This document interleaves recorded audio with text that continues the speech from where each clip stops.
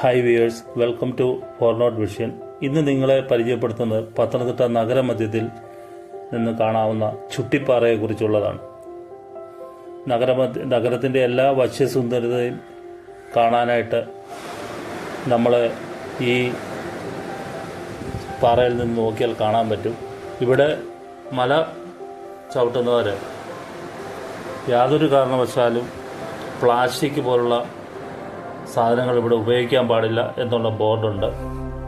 വളരെ ക്ലീനായിട്ട് ഇപ്പോഴും ശുചിത്വത്തോടു കൂടി കാത്തു സൂക്ഷിക്കുന്ന നടവഴികൾ, ഈ നടവഴികളെല്ലാം തന്നെ ഓരോ വ്യക്തികൾ നിർമ്മിച്ച് നൽകപ്പെട്ടിട്ടുള്ളതാണ്, സംഭാവന നൽകുന്നത്. അവരെ പേരുകളൊക്കെ ഇതിൽ എഴുതിയിട്ടുണ്ട്. ഇതിൻ്റെ മുകളിലായിട്ട് ഒരു ശിവക്ഷേത്രമുണ്ട്. ഈ ക്ഷേത്രത്തെക്കുറിച്ച് പറയുന്നത് വനവാസകാലത്ത് ശ്രീരാമൻ ഇവിടെ പ്രതിഷ്ഠ നടത്തിയ ശിവക്ഷേത്രമാണ് എന്നാണ് പറയുന്നത്. ഇതിനെക്കുറിച്ചൊക്കെ കൂടുതൽ അറിയാനായിട്ട് നമ്മൾ ഇവിടുത്തെ ഒരു മഹത് വ്യക്തിയെ പരിചയപ്പെട്ടിട്ടുണ്ട്. അദ്ദേഹം അതിനെക്കുറിച്ച് കൂടുതലായിട്ടുള്ള കാര്യങ്ങൾ പറയും. ഈ പോകുന്ന വഴിയെല്ലാം പുൽമേടുകളാണ്. വളരെ പച്ചപ്പിൻ്റെ നല്ല ഭംഗി ഇവിടെ കാണാൻ സാധിക്കും. തീർച്ചയായിട്ടും എല്ലാവരും ഇത് വന്ന് കാണുക. ചേട്ടൻ്റെ പേരെങ്ങനായിരുന്നു? ചന്ദ്രൻ ചേട്ടൻ എത്ര നാളായിട്ട് ഇവിടെ ഈ നമ്മളെ ഈ ക്ഷേത്രമായിട്ട് അറിയാതെ?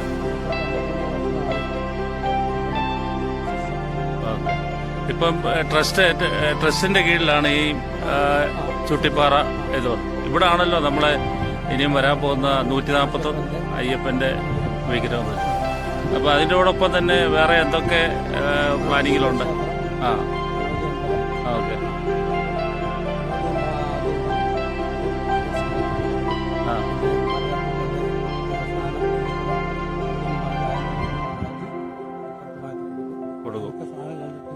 ഓക്കെ. ഇതിന്റെ ഐതിഹ്യം എന്താണ്? ഈ നമ്മളെ ഇതിന്റെ ഐതിഹ്യം എന്ന് പറഞ്ഞാൽ ശ്രീരാമനും സീത ഇവരെല്ലാം വനവാസത്തിന് പോയ സമയത്ത് അപ്പുറത്തൊരു പുലിവാരം കണ്ടു. അത് അടച്ചിട്ടിരിക്കുക. ഒരു 30-35 അടി ഹൈറ്റിൽ ഇങ്ങനെ ആ തുറന്നും അകത്ത് വിസ്താരക്കുറവ്. അത് അതിനകത്ത് വസിച്ചിരുന്ന ഒരു 7 അടി നീളത്തിലൊരു കല്ല് പോലൊരു കട്ടില് കിടപ്പുണ്ട്. ഓക്കെ. അപ്പൊ അതുകൊണ്ട് ഇപ്പൊ ആൾക്കാർ അതിനകത്ത് കയറാതിരിക്കാൻ വേണ്ടിയാണ് ആ ഗേറ്റ് നിറയും. ഉണ്ടായിരുന്നു. അപ്പൊ അതൊന്നും ഇപ്പൊ ഇനിയും ഇവിടെ പ്ലാസ്റ്റിക് ഒന്നും ഇടാൻ അനുവദിക്കത്തില്ല. ഓൾറെഡി അതിനുള്ള നിയമങ്ങളൊക്കെ താഴെ ബോർഡിൽ എഴുതി വെച്ചിട്ടുണ്ട്. ഓക്കെ. ഓക്കെ. ഇവിടുത്തെ പ്രധാന ഉത്സവം ഇപ്പം ശിവരാത്രി. അപ്പൊ മൊത്തം ഈ നമ്മളെ ഈ ചുട്ടിപ്പാറ മൊത്തം ലൈറ്റ് ഇട്ട് അലങ്കരിച്ച് നല്ല ഭംഗിയാക്കി. അതിന്റെ മനോഹരിത അറിയണമെന്നുണ്ടെങ്കിൽ പത്തനംതിട്ട ടൗണിൽ പോകണം. പരിപാടിയൊക്കെ വെച്ച് കഴിഞ്ഞാൽ ഇവിടെ ഭയങ്കര ആളായിരിക്കും. ഞാനും ചന്ദ്രൻ ചേട്ടനെ പോലുള്ള ആൾക്കാരും ഇവിടെയുള്ള സമീപത്തുള്ള ആൾക്കാരും ഇങ്ങനെ ഒരു ചുട്ടിപ്പാറയെ സംരക്ഷിക്കും. 72 വയസ്സുണ്ട്. മേളിലൊരു തടാകം, ഒരു ചെറിയ ക്ഷേത്ര ആവശ്യത്തിനുള്ള ഒരു കുളം പോലെ ഉണ്ടല്ലോ അവിടെ.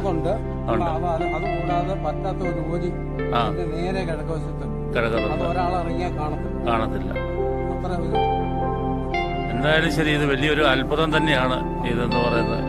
ഒത്തിരി പേര് വരുന്നുണ്ടല്ലേ? ഏത് സമയത്താണ് കൂടുതൽ ആൾക്കാർ? വൈകുന്നേരങ്ങളിലാണോ? വൈകുന്നേരം.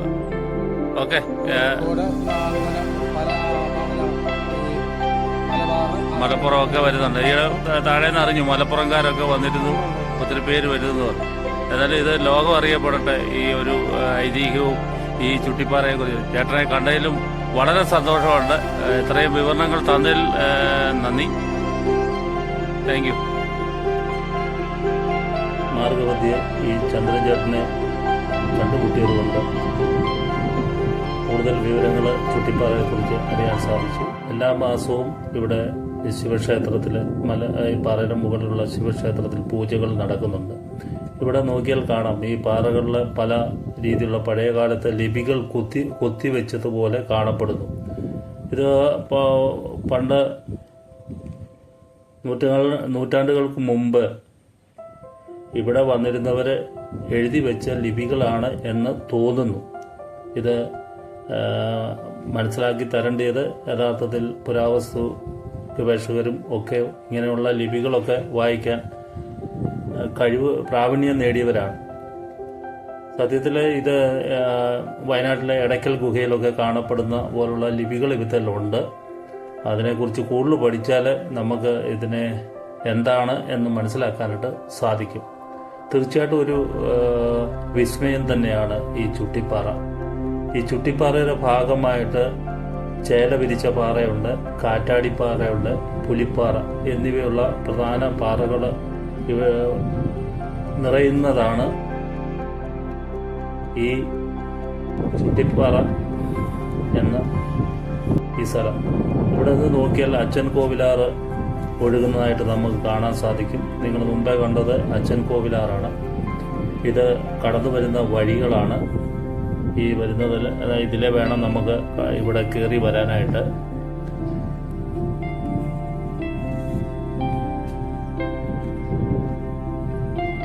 കാറ്റാടിപ്പാറയിൽ നിന്ന് നോക്കിയാൽ മാത്രമേ നമുക്ക് ചേല വിരിച്ച പാറയും ഒക്കെ കാണാനായിട്ട് സാധിക്കത്തുള്ളൂ, അതിൻ്റെ സൗന്ദര്യം മനസ്സിലാക്കാൻ സാധിക്കത്തുള്ളൂ. വനവാസക്കാലത്ത് ചേല ഉണക്കാൻ വേണ്ടി സീതാദേവി വിരിച്ചിട്ടിരുന്ന പാറയാണ് ചേല വിരിച്ച പാറ എന്നറിയപ്പെടുന്നത്.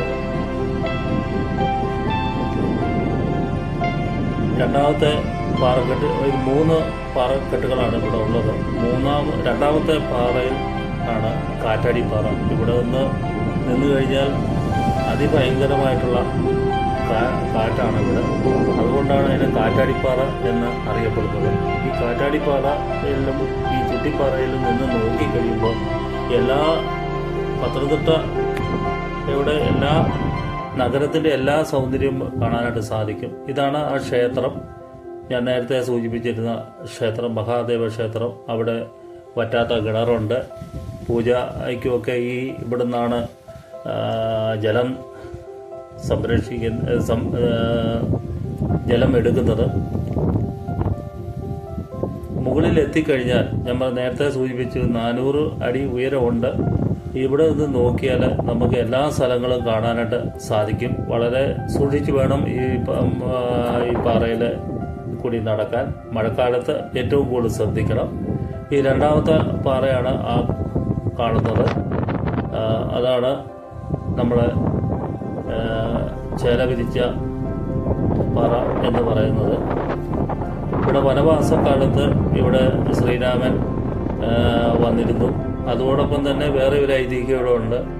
പുലിപ്പാല് തേടിപ്പോയ അയ്യപ്പൻ പുലികളുമായിട്ട് ഇവിടെ വന്ന് വിശ്രമിച്ചു എന്ന് പറയുന്നു. അതുകൊണ്ടാണ് പുലിപ്പാറ എന്നറിയപ്പെടുന്നത്.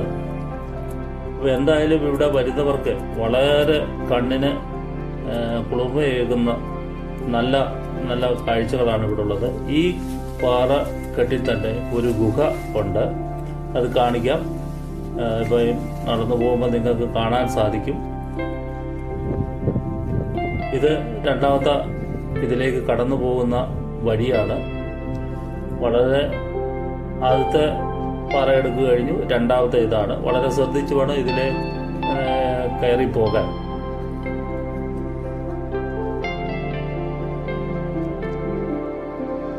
അങ്ങനെ രണ്ടാമത്തെ പാറയുടെ മുകളിലെത്തി.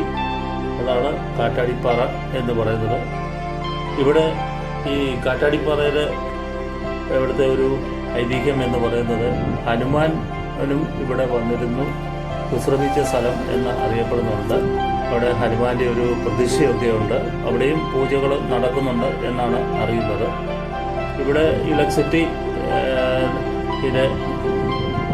കണക്ഷനൊക്കെ ഇവിടെ ഉണ്ട്. പക്ഷേങ്കിൽ കഴിഞ്ഞ മഴയത്ത് കാറ്റത്തുമൊക്കെ ചില ഇലക്ട്രിക് പോസ്റ്റുകൾ ഒടിഞ്ഞു പോയതുകൊണ്ട് ഇപ്പം കണക്ഷൻ വിച്ഛേദിച്ചിരിക്കുകയാണെന്നാണ് ചന്ദ്രചേട്ടൻ പറഞ്ഞ്. ആ ചന്ദ്രചേട്ടൻ അത് പുനഃസ്ഥാപിക്കാൻ വേണ്ടിയാണ്, അതിനുള്ള സിമെൻറ്റും മണ്ണുമായിട്ടാണ് അദ്ദേഹം ഇങ്ങോട്ട് നടന്നു വന്നത്. ആ സമയത്താണ് അദ്ദേഹത്തെ ഞാൻ കാണുന്നത്.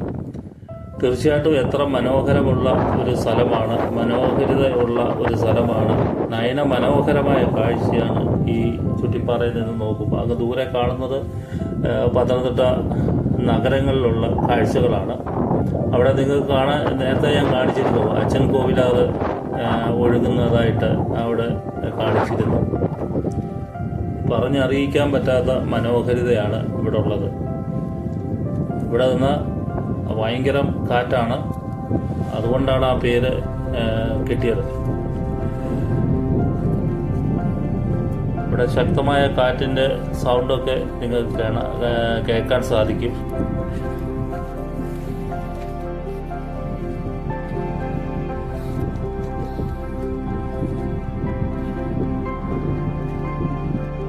ഇതാണ് ഞാൻ പറഞ്ഞത്, ഹനുമാൻ സ്വാമിയുടെ വിഗ്രഹ പ്രതിഷ്ഠ നടത്തിയിരിക്കുന്നത് സ്ഥലം കാറ്റാടിപ്പാറയിലാണ്.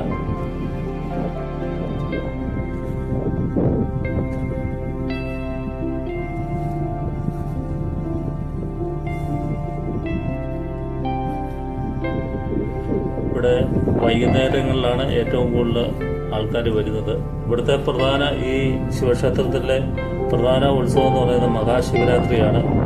ആ മഹാശിവരാത്രി നാളുകളിൽ ഇവിടെ ഒത്തിരി ഭക്തജനങ്ങൾ വരുന്നുണ്ട്. അതോടൊപ്പം തന്നെ ഇതെല്ലാം ലൈറ്റൊക്കെ ഇട്ട് അലങ്കൃതമായിട്ട് നല്ല ഭംഗിയായിട്ട് മോടി പിടിപ്പിക്കും. ആ സമയത്ത് നമ്മൾ പത്തനംതിട്ട ടൗണിൽ നിന്ന് നഗരത്തിൽ നിന്ന് നോക്കിയാൽ ഈ ചുട്ടിപ്പാറ ദീപാലങ്കാരങ്ങളെ കൊണ്ട് അലങ്കരിച്ചിരിക്കുന്നതായിട്ട് കാണാൻ സാധിക്കും. വളരെ ആൾക്കാർ ഇവിടെ വന്ന് പോകുന്നുണ്ട്. ഇതൊക്കെയാണ് പത്തനംതിട്ട ടൗണിൻ്റെ ദൃശ്യങ്ങൾ. അങ്ങ് ദൂരെ മസ്ജിദുണ്ട്, ജുമാ മസ്ജിദ്, പിന്നെ പള്ളികളിൽ കാണാം. ഈ ചുട്ടിപ്പാറയിലാണ് ഇനി ലോകത്തിലെ ഏറ്റവും വലിയ അയ്യപ്പൻ്റെ ശില്പം ഒരുങ്ങാൻ പോകുന്നത്. ഏതാണ്ട് 133 അടി ഉയരവും 66 മീറ്റർ ചുറ്റളവിലും ആയിരിക്കും ആ ശില്പം ഇവിടെ ഉണ്ടാക്കാൻ പോകുന്നത്. ഇത് ആഴിമല ശിവപ്രതിമ നിർമ്മിച്ച ദേവദത്തൻ എന്ന ശില്പിയാണ് ഇത് നിർമ്മിക്കാൻ പോകുന്നത്.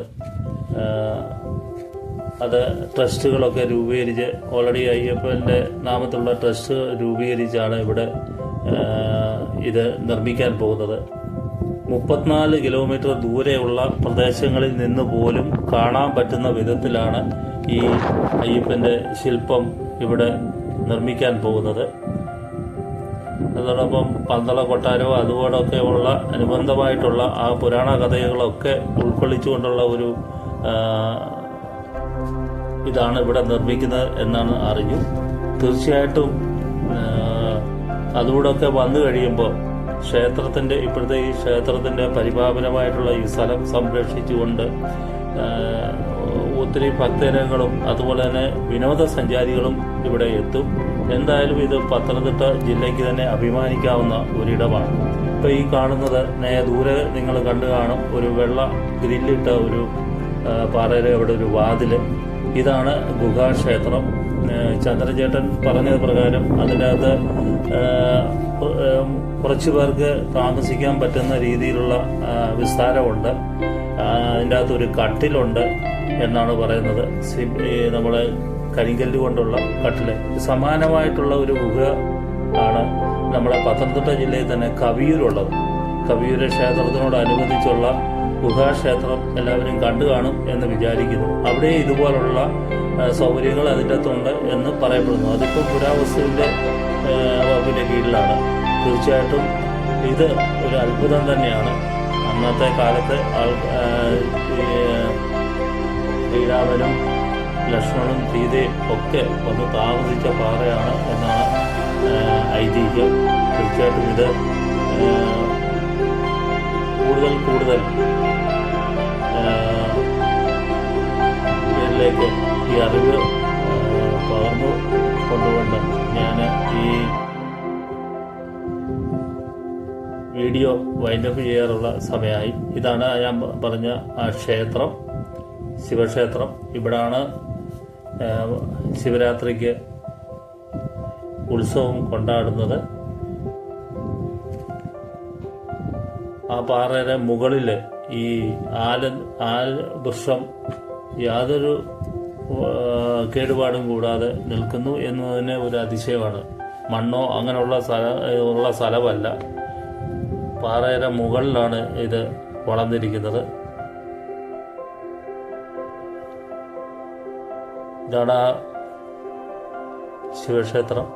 അവിടെ നാഗരാജാവിൻ്റെയൊക്കെ വിഗ്രഹങ്ങളുണ്ട്, ഗണപതിയുടെ വിഗ്രഹമുണ്ട്. ഇതാ നേരത്തെ ഞാൻ സൂചിപ്പിച്ച കിണർ.